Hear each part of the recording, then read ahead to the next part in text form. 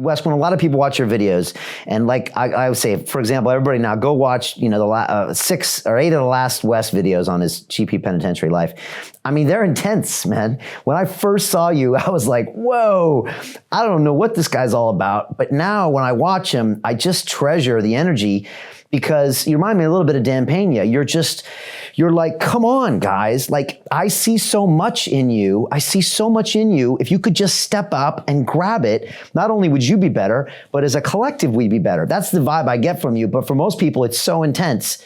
Talk about that. I mean, your growth is never going to be packaged how you want it.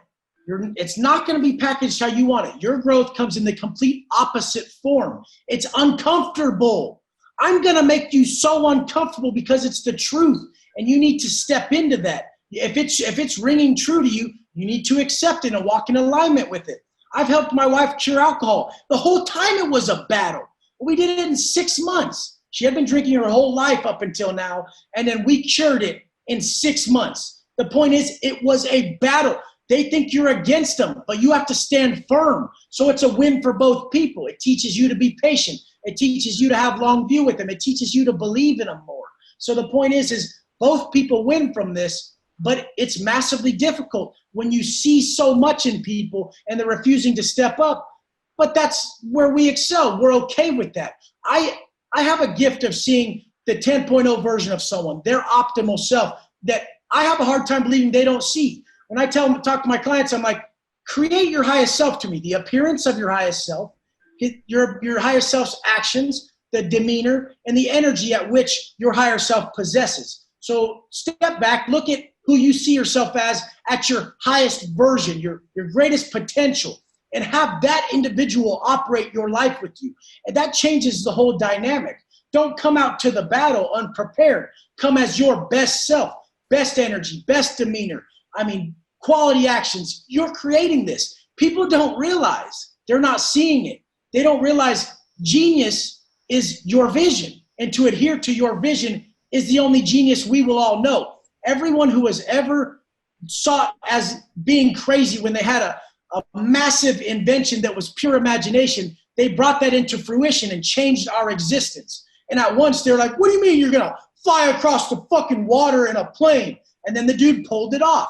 So, I mean, whatever your true vision is what must be done, because that is your genius. And like I've said before, talent hits a target nobody else can hit. But genius hits a target nobody else can see. Your vision is your genius. To walk in alignment with your vision is what creates your life's purpose. And I've said before that our life's purpose is to create the individual we admire in every way, to give that individual away. So the point being is, I believe we are the path. We are the path, and construction of that immaculate individual is the path, and we never stop. It's an ongoing path. There's no end to it. So what does that do? That creates someone who just loves to endure. That creates a person whose amount of fortitude is it's extensive. There's no end to it. And so, I mean, the point is we're conditioning ourselves by having the thought process of knowing, I started this, I'm never ending this. The person who operates like that cannot lose. Man, there's so much stuff there, Wes. I love the genius hits a target no one can see. That's so powerful. And you said we all have that target inside of us. We all have our vision. And your vision, and I'm quoting you on this, is something that everyone's going to shit on at first and maybe for a long time. And that's because it's yours and no one else can see it. But if you're true to it, you're going to hit something that no one ever saw, ever saw, and you're going to make something come to fruition. And when you do, everyone's going to congratulate you and tell you they always knew you were going to do it, right? That's how it works. They always knew it. You were going to make it. I mean, I had people tell me there's no way you're going to fucking be able to support a family off online coaching. Now I can support 10 families. But the point is, I gave worth. I came out. It was the hero's journey. I went into the most painful experience of my life and came back with everything in my heart that worked for me. And I knew that would resonate with at least 10% of the world's population, if not more, if not all of us. So the point is I came out to heal. I had to. That's what worked for me. The money never worked for me. None of that I was successful before I went in. I was in a better building downtown before I got busted. with an equally expensive car and equally as much money. I mean, but I was making it such a shitbag manner that it corrupted me. It threw away who I was. So I was punished inside.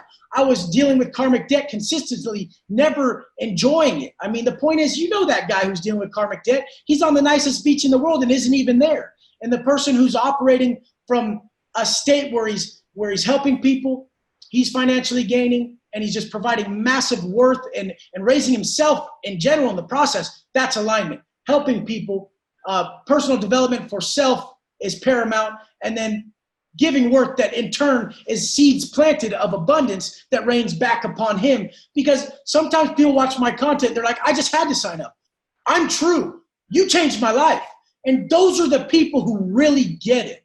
They're like, I owe you something. And like with your digital platform, people are giving so much to keep this alive because you're helping them. You're giving them worth and they give it back. So the point is anything we ever wish to keep, we must give it away. So I wanted to keep my inner peace. I wanted to keep my contentment that I found in the worst of places. So I had to come out and give it away. I had to show them the way.